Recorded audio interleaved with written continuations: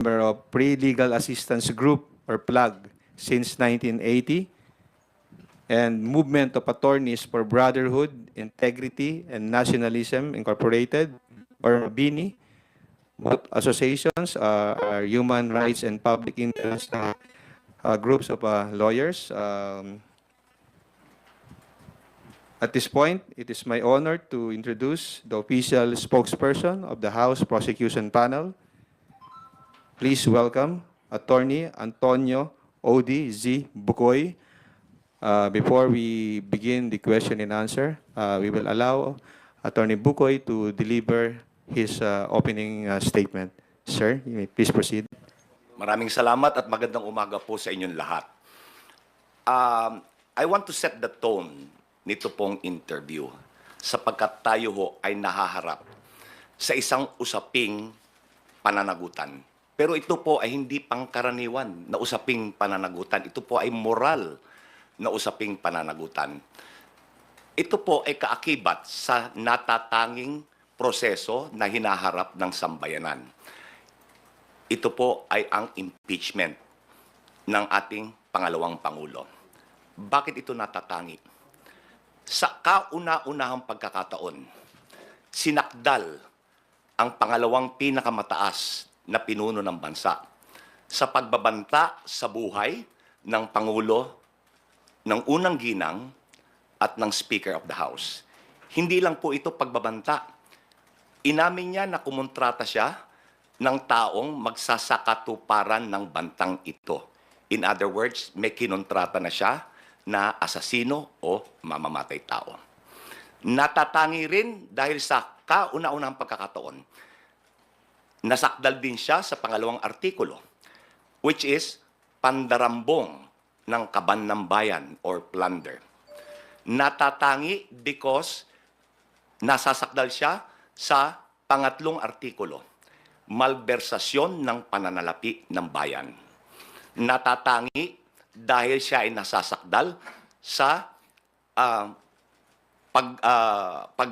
pagtataksil sa saligang batas. And finally, natatangi dahil sinakdal siya sa mga karmaldumal na krimen.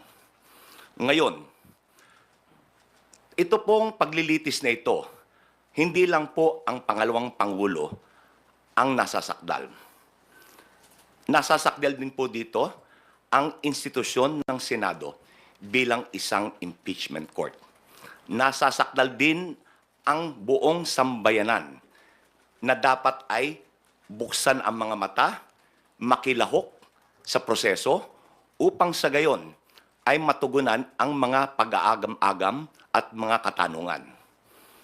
With that, I'm ready to receive your questions. Marami pong salamat. Thank you, sir. We will take the first question from Mela Lismoras of PTV4. Hi, good morning po, Attorney Bukoy. Ay, kumusta? Yes, I'm Mela po from PTV. Sir, unahin ko lang about you. What made you say yes po sa pag-accept ng post nito as spokesperson? And can you just, spokesperson ng House impeachment prosecutors, yung exact term po na pwede namin gamitin? Ako po ang tagapagsalita o spokesperson, wala akong distinction the prosecution panel. So magkasama po dyan ang public prosecutors at ang private prosecutors. Ano nag-udyok sa akin na tanggapin ito? Para ho sa bayan. Kinausap ako ng ilang kaibigan na nasa prosecution panel and sa palagay nila ay ako ay makakatulong para ilahad sa taong bayan kung ano ang sinusugo ng prosecution. Tinanggap ko po after talking to my family. Nasagot ko po? Opo. And may second question lang po. Kahapon kasi, sir, inilabas na ng impeachment court, ng Senate impeachment court, yung isinumite ng kampo ni Vice President Sara Duterte na buong listahan ng kanilang mga magiging abogado dito nga sa paglilitis. And speaking of, kanina nga nabanggit nyo na kayo ay pangkalahatan na tagapagsalita ng House Prosecution Team. Sa panig po ba ng House Prosecution Team, kailan kaya natin papangalanan lahat ng kasali at kung if pwede na nating banggitin? Sino po ba yung mga magsisilbing private prosecutors? Sa panig po ninyo, kailan ito? At medyo compound question lang. Anong ibig sabihin po nito na nagsumite na rin yung kampo ni Vice President Sara Duterte ng kanilang mga abogado? Ano po yung ibig sabihin nito para sa trial? Ibig sabihin po nito na naglahad na sila ng kanilang entry of appearance, ibig sabihin nito ay handa sila na dumaan sa paglilitis.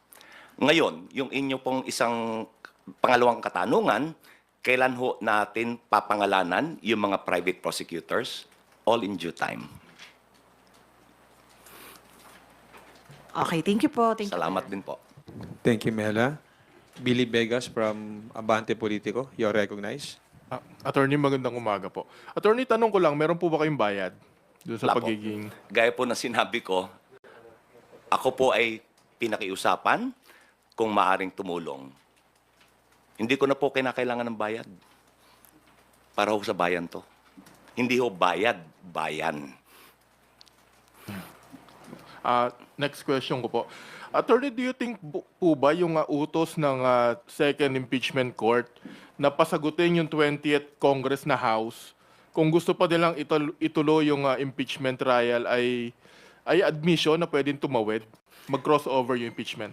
Okay, sa aking pong pananaw at sa pananaw ng prosecution panel, there's no such thing as crossover. Yun ang sinasabi nila na nagtapos ang 19th Congress. Ang natatapos po ay yung legislative work, yung paggawa ng batas. Yung institusyon ng Kongreso, yung institusyon ng Senado, ay hindi po yan nag-expire. Tuloy-tuloy po yan. So, I think it's a misnomer to say that will it cross over? There's nothing in the Constitution that says crossover. In fact, sa ilang decided cases, gaya po nung Pimentel versus the Joint Committee, sinabi ng Supreme Court na ang napuputol, ang nagwawakas ay ang sesyon sa paggawa ng batas.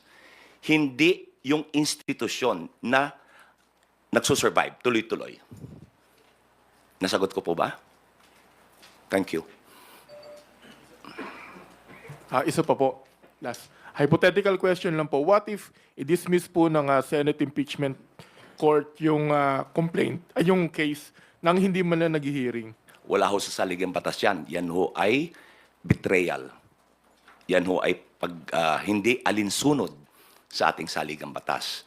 Sapagkat, unang-una, I'm assuming ang inyong tinutukoy ay yung motion to dismiss na inilahad ni Senator Bato de la Rosa. Ang hukom po, hindi nagmo-motion. Ang nagmo-motion, yung mga partido. Yung mga grounds na binanggit ni Senator de la Rosa, yun din po yung grounds na iniakit nila sa Supreme Court. So, ang nangyari, si Senator de la Rosa, umaaksyon na parang defense counsel. Ayon ho sa saligang batas, kapag nailatag ang articles of impeachment, dapat agad-agad mag-proceed sa trial. At dapat bigyan, iserve ng writ of summons ang impeached official para maglahad ng sagot or answer, not a motion to dismiss.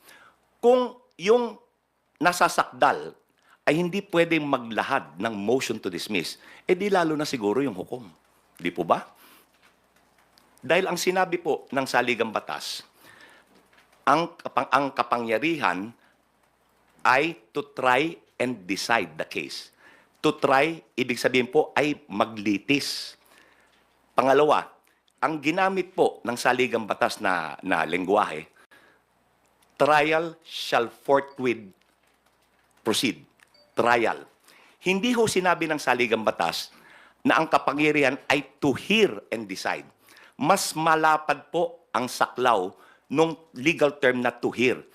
Ang legal term to hear means to ascertain whether or not the articles or ang reklamo is worthy worth pursuing.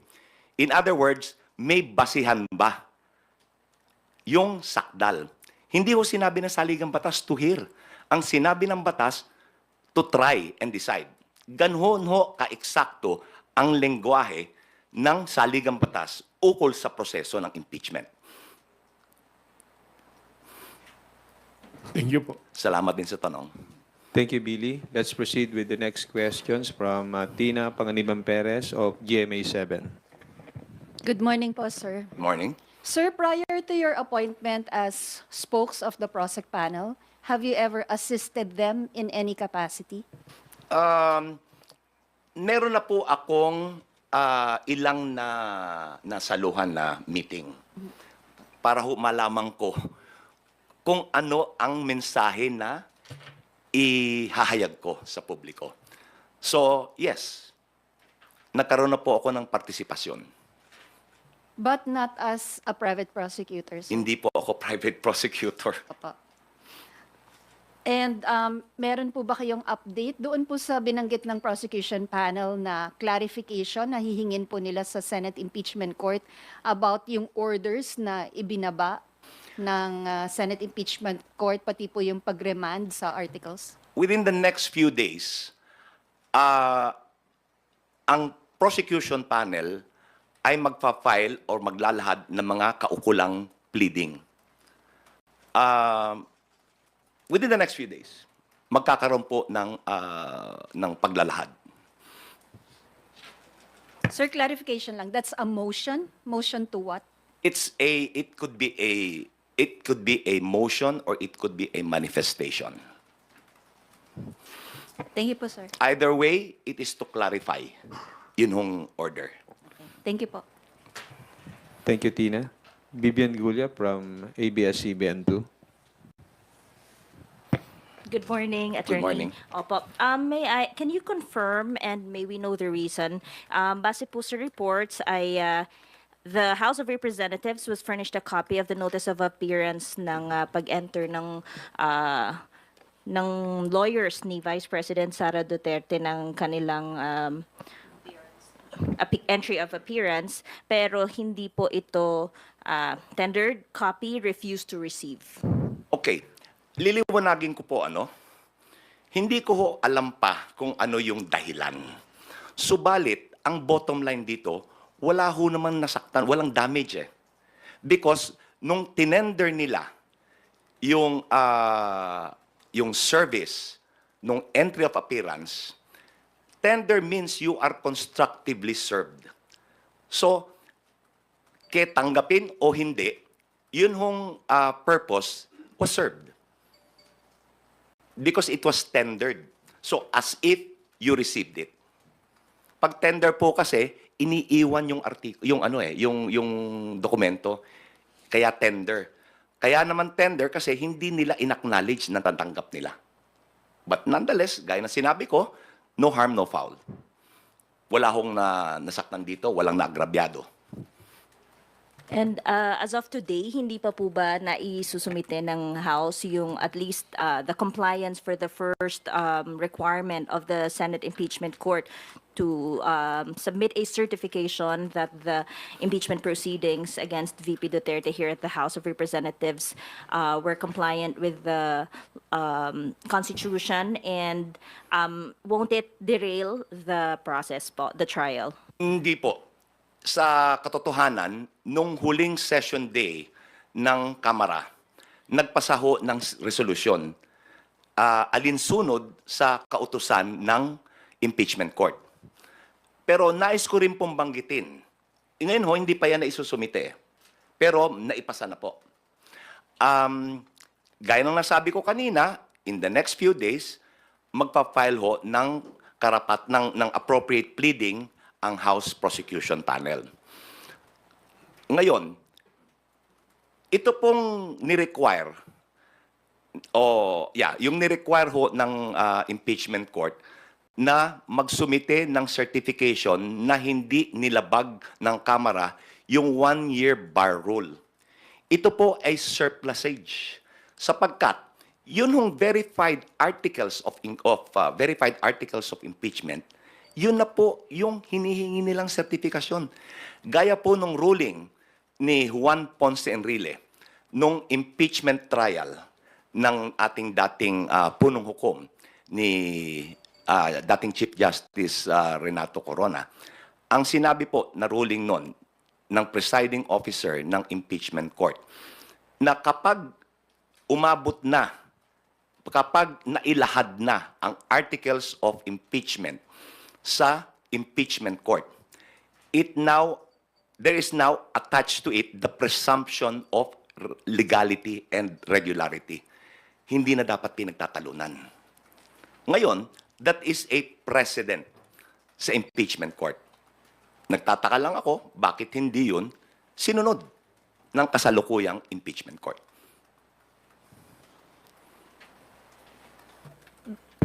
Bali, sir, i-comply pa po ba ng House tong requirements or in the House prosecution's opinion, hindi na po kailangan at hindi ito makaka-derail sa trial kahit hindi sundin itong mga requirements? Ngayon, ito po, no? Gaya ho nabanggit ko, ang prosecution panel ay magsusumite or maglalahad ng appropriate pleading. Ngayon, I assure the public that if the House prosecution panel will not be or not provide reason for any delay. Hindi ho ang House prosecution panel ang magbibigay ng dahilan upang maantala ang trial ng impeachment. Okay. Sir, last na lang, doon sa private prosecutors, you said in due time. Kailan po itong due time? And can you provide us a background lang how they were selected and bakit sila po yung napili? Ang alam ko po, ang private prosecutors ay mga abogadong nagboluntaryo ng kanilang serbisyo. Yun po ang alam ko. Ako po ay sigurado na gaya ko, wala rin silang bayad. Dahil itong paglahok dito ay para sa bayan, hindi para sa bayad. Okay po? Okay, sir. Thank you, Ren. Thank you. Thank you, Bibian.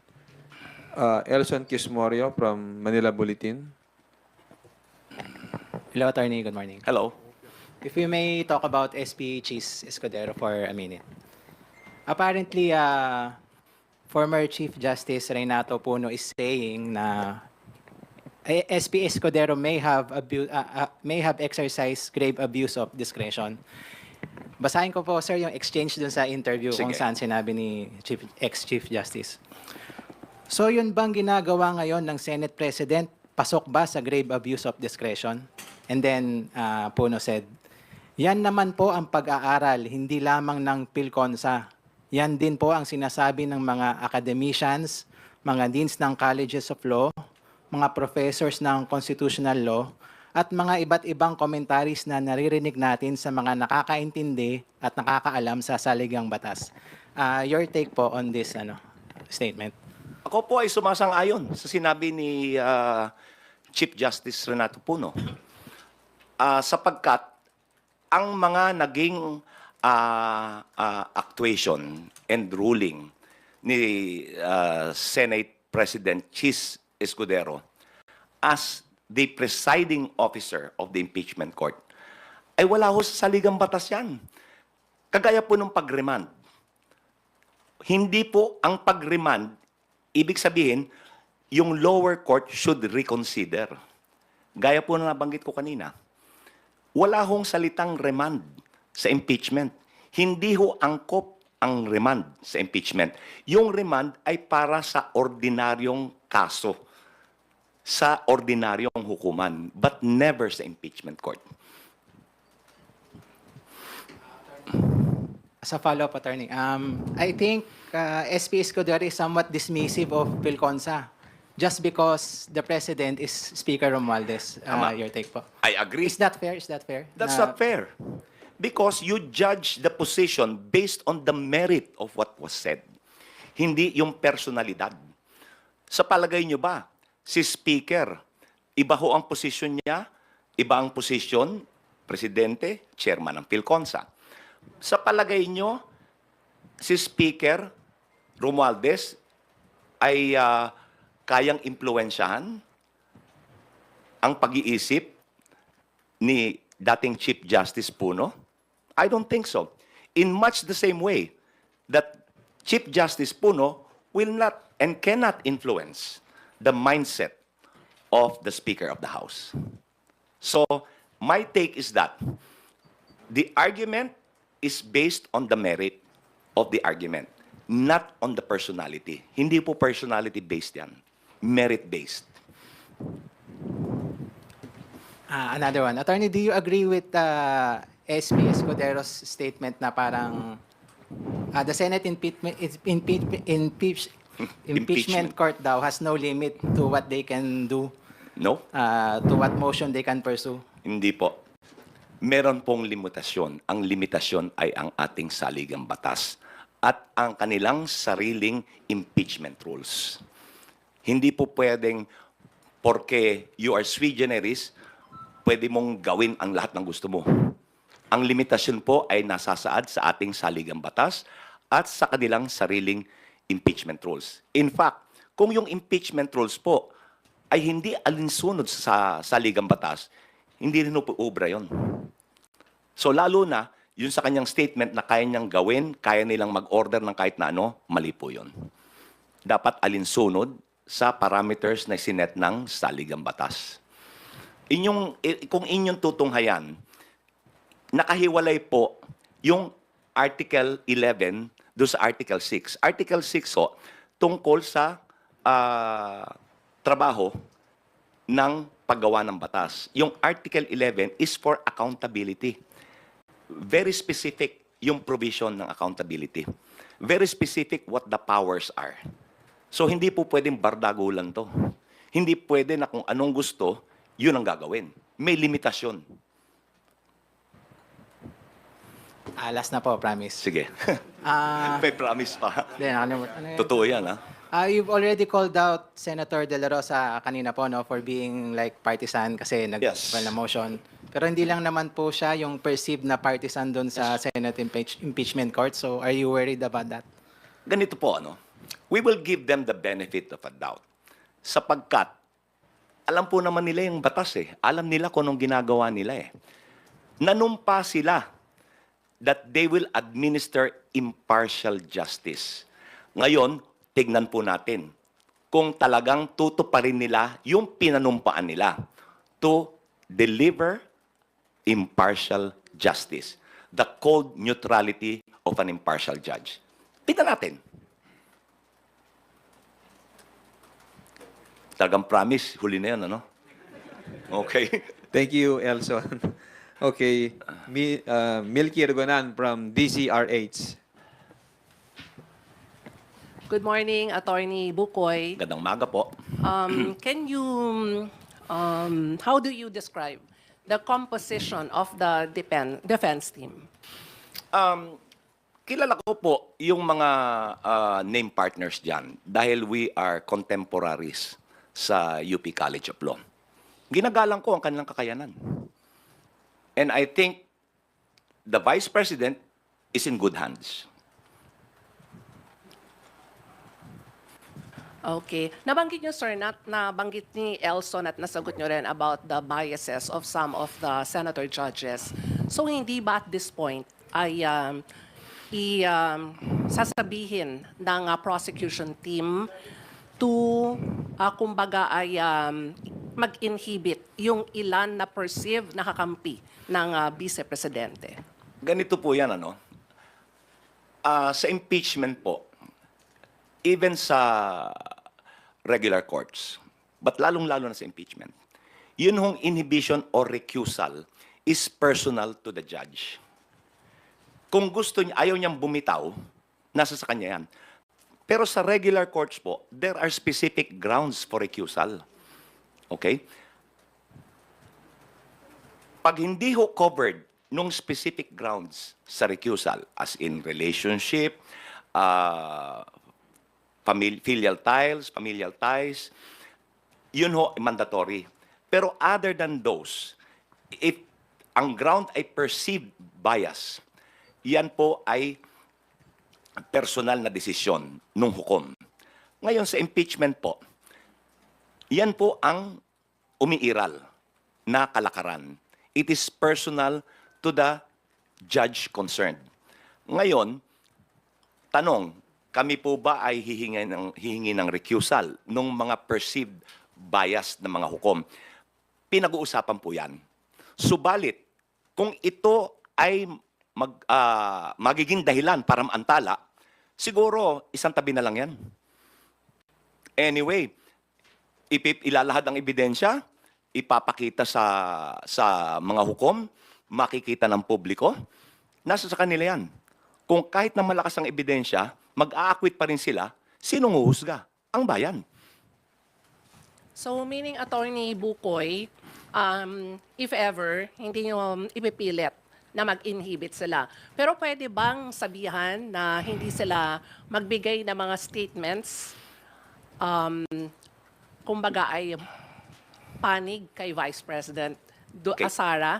Kasi hindi pa naman sisimula ang impeachment trial and they will serve as the senator judges. Wala po kami sa katayuan na turuan sila. Alam na po nila yan. Hindi na kinakailangang ipaalala pa. Subalit, once umusad ang impeachment trial, meron hong gag order na nasa impeachment rules. Bawal magbigay ng mga opinyon, bawal magbigay ng mga pahayag ukol sa merito ng kaso, ang prosecution, ang depensa, pati na ang mga hukom. May gag order po na nakalagay doon sa impeachment rules ng Senado. Salamat po. Salamat din po. Thank you, Milky. Let us now acknowledge Dwight De Leon from Rappler. Hello po, good morning po, attorney. Tama ba, attorney, it wouldn't be in the best interest of the prosecution to push for the inhibition of some senators because you still need 16 votes to convict? Or magbabago po ba yung numero? Kami po ay umaasa na bubuksan ng mga hukom ang kanilang mga mata at titimbangin nila ang ebidensya. Ngayon, meron po mga identified na kumikiling sa nasasakdal. Meron din po naman na swing votes. Ngayon, yung pong kumikiling, umaasa kami that the evidence will convince them to be impartial and to vote. Kung kinakailangang mag-convict, they will convict. Kung kinakailangang mag-acquit, they will acquit. Lahat po ay depende sa ilalahad na ebidensya. So, para sa akin po, let's give them the benefit of a doubt. Okay po. Attorney, may specific person po ba from the House who tapped you to be the spokesperson? Is it Speaker Romualdez or anyone from the House? Hindi po, hindi ko nakausap si Speaker Romualdez. Ang mga kaibigan ko po sa private prosecution, ang kumbinsi sa akin, ang lumapit sa akin na kung maaari ay tumulong ako. Maaari po dahilan sa nakita nila ako na naging resource person sa ilang interview sa teleradyo and dahil kilala ko rin naman sila, sa palagay nila ay nasa kakayanan ko na maging tagapagsalita. Sir, I checked your portfolio. It said that you're a member of FLAG and Mabini. Can you just give highlights of your career as a human rights lawyer as well? Ako po ay naging kasapi ng FLAG. Nung ako po ay nasa College of Law pa. Estudyante pa lang ako. Ito po yung panahon nila Jose W. Jocno, nila Joker Arroyo, at ni Lorenzo Tañada. So, kami po noon ay kami po yung field investigators kung saan ho may pangangailangan na dapat harapin na human rights abuses. So, yan po ay sa mga labor groups, yan po ay sa mga magsasaka, yan po ay sa mga industrial workers. Nung ako po ay naging abogado na, I handled human rights cases also. Sa Mabini, ganun din po. Ang komposisyon lang ng Mabini ay iba. Ang komposisyon ng Mabini nung panahon na yun ay sila Alex Padilla, sila Bobit Sanchez, sila Tony Rosales. Yan po. Yan yung mga nakatrabaho ko. These days po ba, do you still handle human rights cases or mas IP and I'm still a litigator. Litigator. Intellectual property is one of our fields of practice. Okay po. And attorney, may nakita lang akong post somewhere na nakalagay ICC accredited lawyer. Is that true or No, I'm not an ICC accredited lawyer. Okay po. Sige. Mali po yun. Okay po. Sige po. Yun lang po. Thank you, Okay, attorney. salamat din. Thank you, Dwight. Earl Tobias from IBC 13. So, good morning, Attorney Odi. Morning. Sir, hingi lang po ng reaksyon sa meron po kasing mga bagong alegasyon na galing kay Vice President Sara Duterte. Babasahin ko na lang po. Sige po.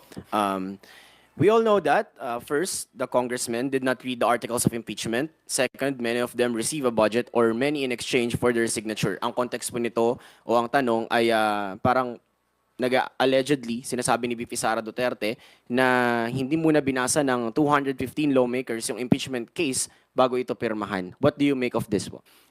Yan po ay unang-una. Ito pong mga pumirma ng impeachment, ng articles of impeachment, ito po naman ay mga mambabatas eh. Hindi po ito pipirma ng hindi nila nauunawaan kung anong pinirmahan nila. Especially, it is under oath. Pag under oath, that is under pain of perjury. Hindi naman nila siguro isusungan sarili nila sa ganun. So, palagay ko ay, propaganda na lang yan. Follow up with that, attorney, kasi even with the start of the Good Government Committee hearings nung nauungkat yung anomalya ng confidential funds with the OBP and the DepEd, the BP has shown several allegations to the House. As the spokesperson, would you expect a change of attitude from the BP when it comes to the proper time na humarap na siya sa impeachment trial? Kumbaga, sa halip na personal allegations, ay sagutin ng direkta yung articles of impeachment ng mga kaso sa kanya? Yan lang ho ang paraan para niya depensahan ang articles of impeachment. Sagutin niya. Kung ito pong mga katanungan na ito ay sinagot na ng Vice Presidente during the Quadcom at nanumpa siya, di sana wala tayo dito ngayon. Kung katanggap-tanggap naman yung kanyang paliwanag, siguro wala tayong impeachment ngayon. Hindi po ba? Ang problema, ayaw niya manumpa, ayaw niya sagutin. Gaya po ng confidential fund. Anong sagot niya? Confidential fund nga, kaya hindi pwedeng pag-usapan. Mali yun eh. Attorney, last na lang from my end. You said na nga kanina po na parang wala sa konstitusyon. Basically, yung pagmumosyon ng mismong Senator Judge and that Senator De La Rosa himself is acting like a defense counsel. With that po, is it also fair to now state that whatever happened to the Senate sets a bad precedent doon sa 20th Congress na mag-hold ng trial? Kasi parang laging nakabinbin or hanging by a thread yung pagtuloy nito with just one motion pwedeng ma-dismiss. It's a bad precedent. It's a terrible precedent. Dahil hindi ito alinsunod sa saligang batas. Ang trabaho ng hukom ay litisin at desisyonan ayon sa ebidensya. Hindi maaaring i-dismiss na walang paglilitis. Wala yun sa saligang batas. Ang sabi ng saligang batas, litisin at desisyonan. Last na lang, sir. Promise. Promise din, As the spokesperson, do you have a direct message to the senator judges that will hold the BP's trial in the next Congress? Ang aking pong pakiusap ay maging impartial. Deliver impartial justice nang naaayon sa ebidensya. No personal preferences, no party affiliation influences. Tama na po yun. Kontento na ako doon. Salamat din. Thank you, Earl. Lenes Capanti from GMA Online. Good morning. Good morning, attorney. Morning.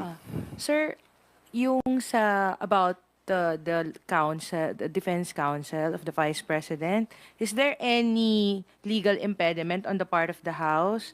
That's why it wasn't received, the notice of appearance. May legal impediment po ba? That's why you can't accept. Hindi ko po na, kasi bago lang ho yan eh. Nangyari yan kailan? Kahapon lang? Hindi ko pa ho nauusisa kung ano talaga ang nangyari.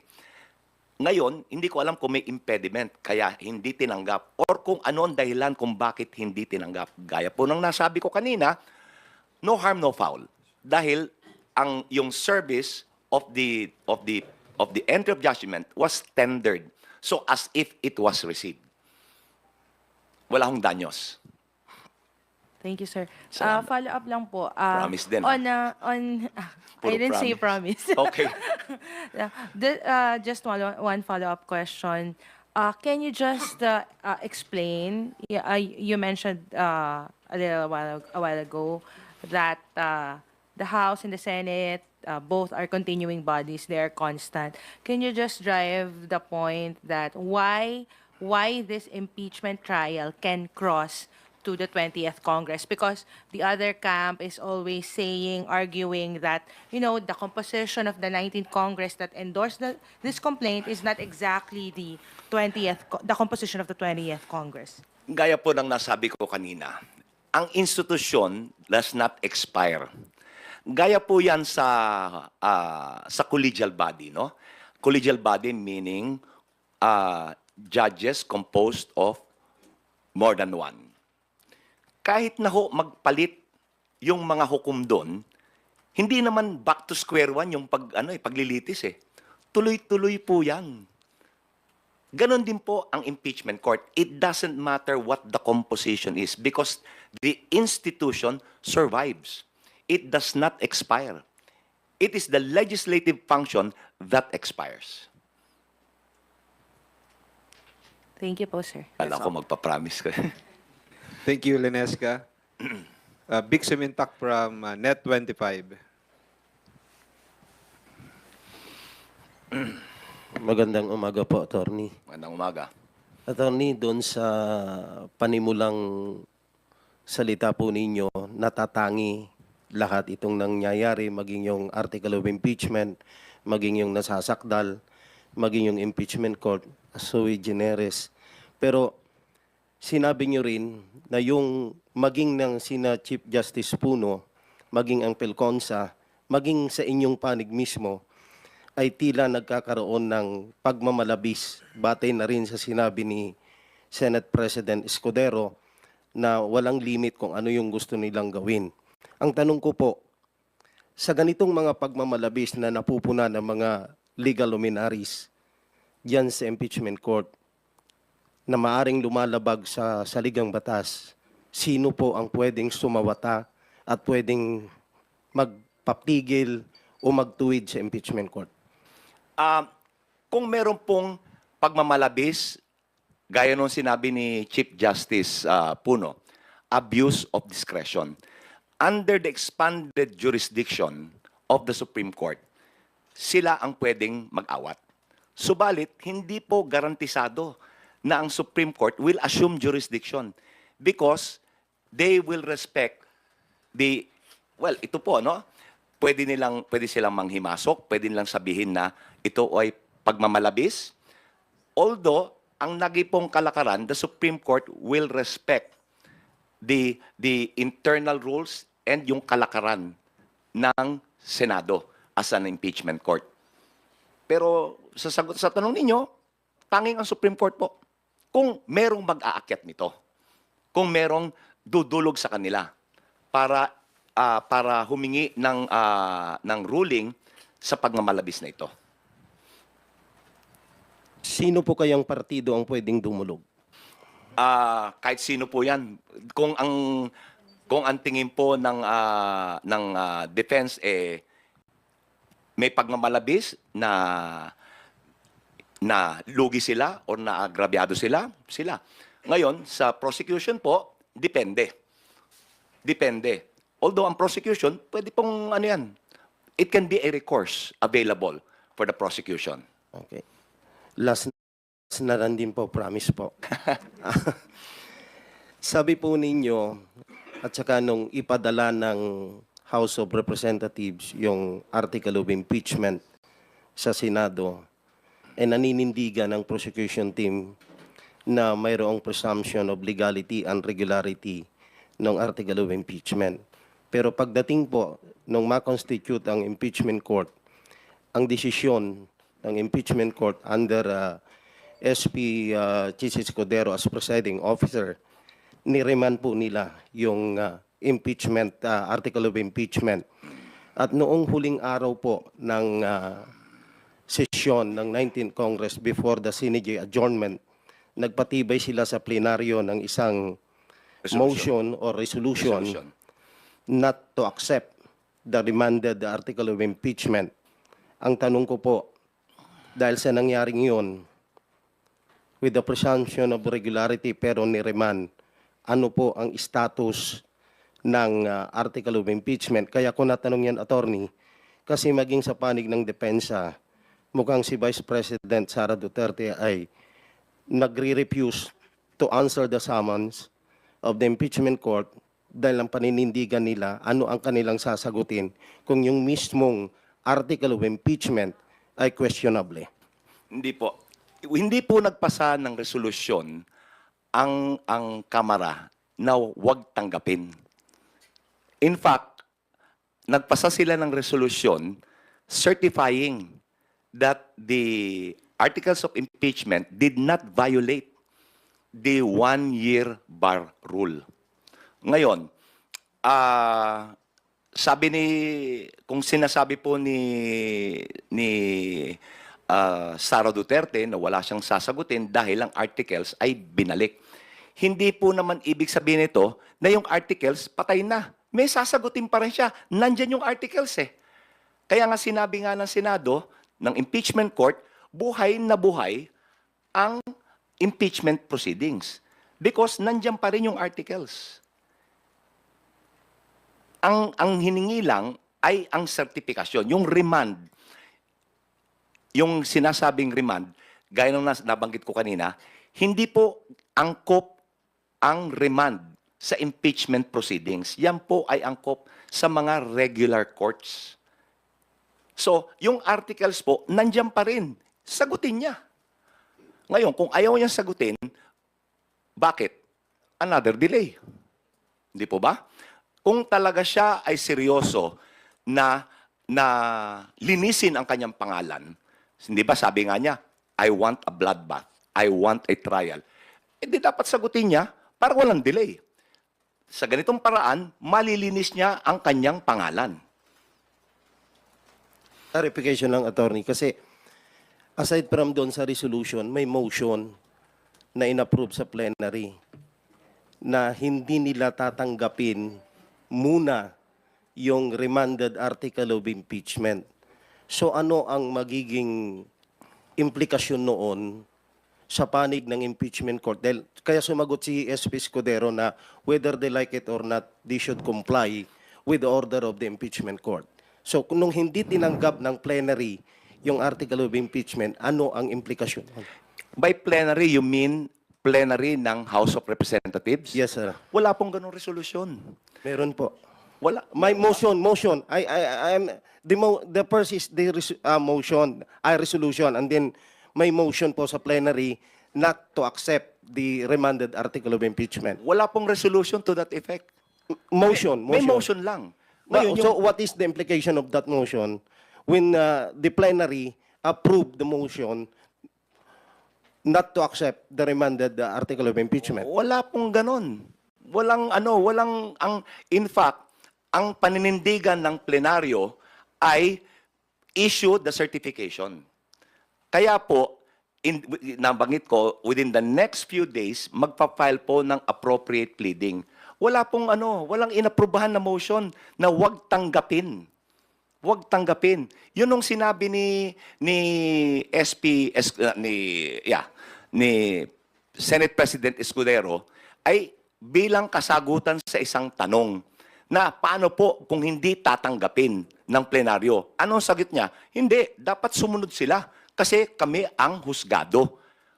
Wala akong alam na inaprubahang motion na huwag tanggapin. Hindi po yun ang posisyon ng Wala pa pong ginagawang posisyon. Ukol dyan, Are you done with your questions, Big? Okay. Marian Enriquez from TV5. Hi, Hello. good morning, sir. Pero hindi naman approve eh. Hindi aprobado yan eh. Ito? Ito ngayon. Okay. No, kasi yung sinabi nyo, huwag tanggapin eh. Ang sabi ho, motion to defer receiving. Meaning, ipagpaliban muna. Hindi yung motion to not to receive. Iba po yun. Oo. Kaya ako nalito kasi sinabi mo, may motion na huwag tanggapin. Kaya sabi ko, wala yan. Walang ganyan. Meron motion to defer. Ipagpaliban muna. O ngayon, nagkakaintindihan tayo. Okay, malinaw na. Okay. Wala. Dapat hindi natin basahin. We should not read between the lines. Dahil bumubuo pa ng paninindigan ang prosecution panel. Pinag-uusapan pa po yan na ito ay ilalahad sa nabanggit ko na appropriate pleading na ipa-file within the next few days. Hindi po yung motion to not to accept kasi wala naman motion to defer. Thank you, Vic. Malinaw po. Okay, thank you, sir. Marian Enriquez from TV5. Good morning po, Attorney. Hello. Sir, since you mentioned na nga po, meron na tayong na-adopt na resolution about doon sa unang hiling ng Senado na hindi nga po lumabag sa konstitusyon, one-year prohibition rule. Pero yung pangalawa po nilang order, yung inihingi po nila, kailangan pa ba talaga ng Kamara na magsumite nitong willingness daw po ng 20th Congress na ipagpatuloy po itong impeachment complaint? Consistent do sa aking unang nabanggit na ang institusyon ay hindi nag-expire.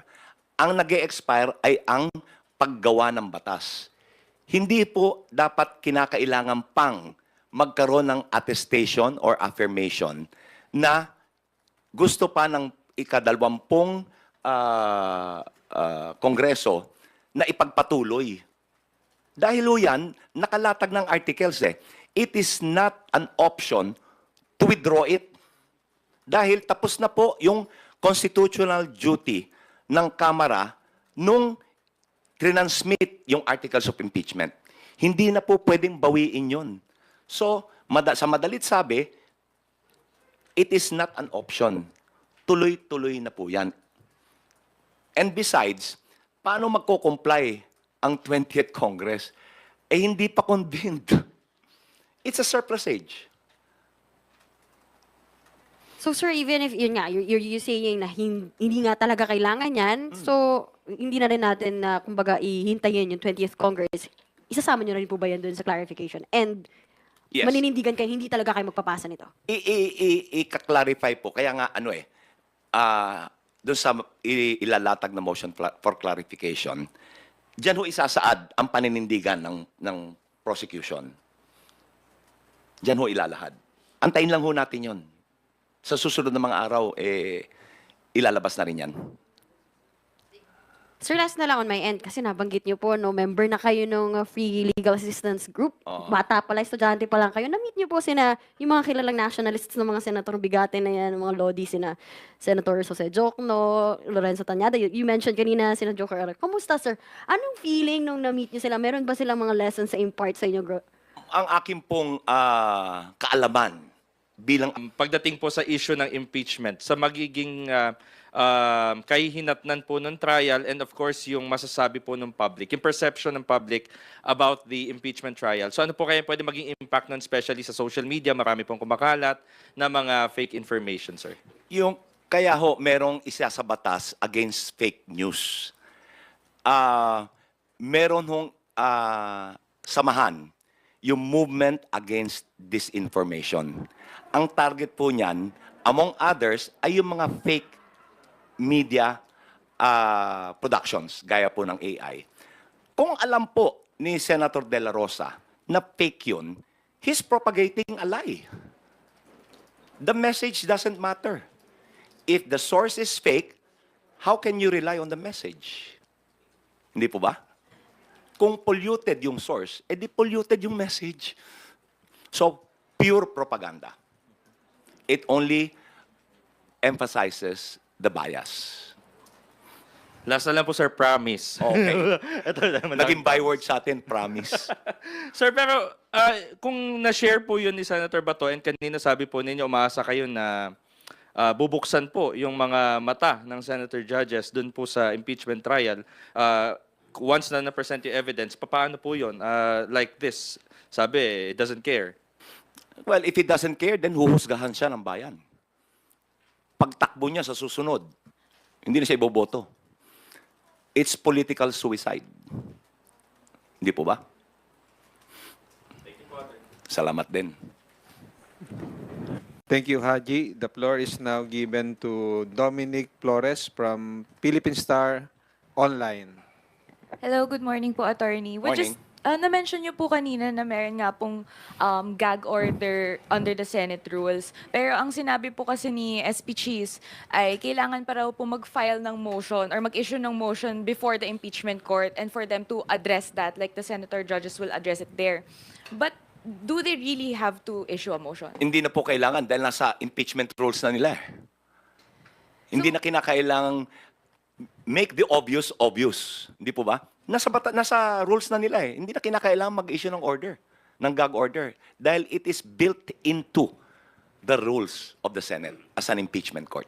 Do you think, attorney, that SP Cheese is also being inconsistent kasi nga during the campaign period ay sinabihan po niya yung mga senators na to refrain from commenting regarding the impeachment to avoid raising or yung controversies regarding it. Pero ngayon, parang kailangan po, kahit presiding officer na po siya, parang kailangan pa rin po ng motion. Why can't he decide that or why can't he be... All he has to do is to enforce it. Hindi na kailangan ng motion. Enforce niya. He should take the initiative as the presiding officer. Ayun po. Thank you, attorney. Salamat din. Thank you, Dominic. Jongman Lapas from DCRJ. Attorney, sabi niyo po kanina na wala sa saligang batas yung ilang hakbang ng impeachment judge. Sa palagay niyo, dapat ba silang mag-seminar ang mga senador, lalo na yung mga wala pang experience sa pagiging huwes ng korte ng pagsasakdal? Dapat po, pag-aralan din nila itong proseso para sila magabayan nila, magabayan sila sa kanilang gagawing hakbang. They should take the initiative to study the rules of impeachment. Lalo na po yung mga hindi abogado. Nasa kanila yan eh. The initiative. So, tama kayo. Pag-aralan nila. Kung hindi, they'll be walking in the dark, so to speak. Hindi nila alam kung saan sila pupunta. Huli na po. Nangako po yung mga senador, nag-oath po sila na magiging senador judge. Kung sakasakali po na hindi sila tumupad sa pangako nila o magmalabi sila, pwede rin ba silang masampa ng kaso o ma-impeach din? Hindi po impeachable ang mga senador. Hindi po sila impeachable. Ang paghusga po sa mga senador na hindi tutupad sa kanilang pinanumpaan ay ang husgahan sila ng bayan. Huwag silang iboto. Pwede po sabihin na perjury, pero hindi eh. Dahil pwede lang panindigan yung sinabi nila, hindi, itong paniniwala ko eh. Hindi ako lumalabag sa batas. So, ang pinakamatibay po dyan na parusa ay mahusgahan ng sambayanan. Wala po. Kasi pwede lang sabihin na ito yung paniniwala ko, hindi ako naniniwala sa ebidensya, kaya hindi ako boboto ayon sa gusto ninyo. Bumoboto ko ayon sa pananaw ko. Thank you, Jong. Now we are going to entertain phone-in questions from Kenneth Basilio of Business World. Sir, the Philippine Chamber of Commerce and Industries, Nina Mangyo, said that the speedy impeachment trial of Vice President Sara Duterte Carpio could be advantageous to the Philippine economy, while its chairman George Barcelon said that the government should hold the VP's trial to quell political back noise affecting foreign investor sentiment and help reinforce the country's image of political stability. Ano po yung The tanong? questions are, from the perspective of House Prosecution Panel, is there an expectation for a swift impeachment process, both to uphold the rule of law and to reinforce public trust in our democratic institution? Meron pang isa, sir. Sige, yan muna. Yan muna. Opo. Sa ngayon po, will there be a swift trial? It doesn't look that way. There's so much foot dragging on the part of the impeachment court. Also on the part of the impeached official. Pero ito po, once ito ay umusad, pag-usad po nito, sa panig ng prosecution, hindi po ang prosecution ang magbibigay ng dahilan para maantala ito. Ang gusto ng prosecution, swift trial. Ngayon, yung second question, Second question, and how can the prosecution reassure the private sector that the impeachment will not lead to a paralysis or disruption in economic policy making? ang sagot po dyan ay yung unang tanong ninyo. Does the prosecution expect a swift trial? Ang sagot doon sa pangalawa, yes, a swift trial will address the issue of stability, the issue of investor confidence in the Philippines. Kasi po, habang tumatagal ito, habang naaantala, habang lumalawig, naguguluhan ng tao. Anong ginagawa ng tao? Nagagalit, nagrarally, nagpoprotesta. So, sa foreign investors, hindi po maganda yan. Ang gusto ng foreign investors, stability. Pangalawa, nagdadigress ang atensyon ng Senado sa halip na sila ay makagawa ng mga batas na makakatulong sa ekonomiya. Ayon po sa rules of impeachment, ang impeachment should be given priority. At a certain hour, they should stop their legislative work and conduct the trial of the impeachment. So, nakahati yung atensyon. So, hindi ho maganda yan. Dahil yung paggawa ng batas na makakatulong sa ekonomiya ay naaantala. So, mas mabuti na maging swift, maging mabilis yung paglilitis. Para investor confidence is assured. Thank you, sir. If I may use the word of the day promise last na to. Another phone-in question from Joanna Giolagon from Asahi Shimbun. Sir, makikita nung sana if the prosecution panel is working with the parties that previously filed impeachment complaints against the BP, kung meron pa silang role dito, like maybe as resource persons. And also baka, okay, ilan po? May ilan po na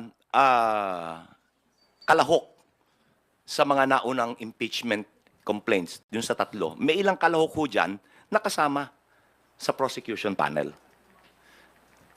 Ngayon, ito pong si Chel Diokno, yung kanya hong party list, yung Akbayan, sila yung nag-file ng pinakaunang impeachment eh. Kaya nga siya inimbitahan na sumama sa prosecution group. Yung pangalawa, yan po naman yung grupo ni Makabayan. Makabayan Black, yung pangalawa. Yung pangatlo, ito po yung civil society, yung mga pare. Yun hong kasali doon na abogado, ay bahagi rin ng kasalukuyang prosecution team. So, yun po ang sagot sa katanungan nyo. Opo. Thank you, sir. Tina Panganiban Perez of GMA7 again. Sir, pasensya na. Mababawi yung promise. Okay. Pahabol lang po. Are you at liberty to tell us who the witnesses of the prosecution panel will be or kahit ilan yung ipepresent? Let's wait and see. Kasi po, we're still vetting the witnesses eh. Merong mga testigo. Ngayon, pinag-uusapan lang, alin ang pinakamalakas? Alin yung uunahin? Darating po tayo dyan pagdating ng paglilitis. Thank you po. Thank you. Billy Vegas from Abante Politico. Sorry po, ito po talaga yung promise ko. Kanina po walang promise. Binitin mo pa yung promise kanina. Stress out ko lang po. Kasi may sinasabi po sila na yung refusal daw ng House to accept yung pinadala ni VP ay will cause further delay daw po. Alin pong pinadala? Yung entry of appearance? Yung Wala. entry po. Gaya po ng sinabi ko, that the service was tendered. So as if tinanggap, it will not delay. Kasi appearance lang naman yan eh.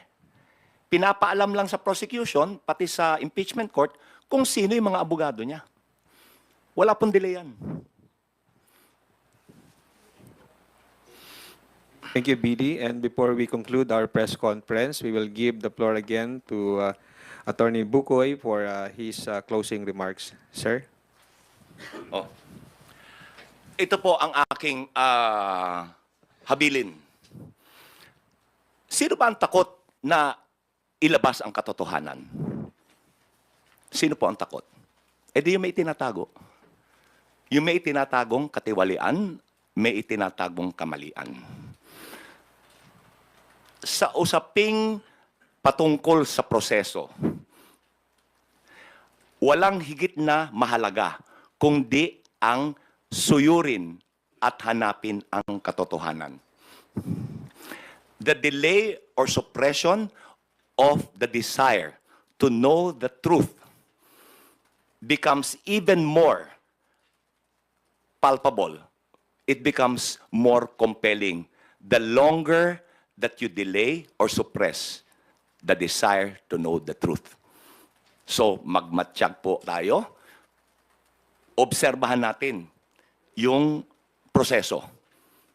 Let's all get involved. Kasi po, gaya ng nasabi ko, we are all stakeholders sa prosesong to. Maraming salamat. Thank you, Attorney Antonio Odi Zay Bukoy, House Prosecution Panel spokesman, for joining us today despite not having had enough rest after attending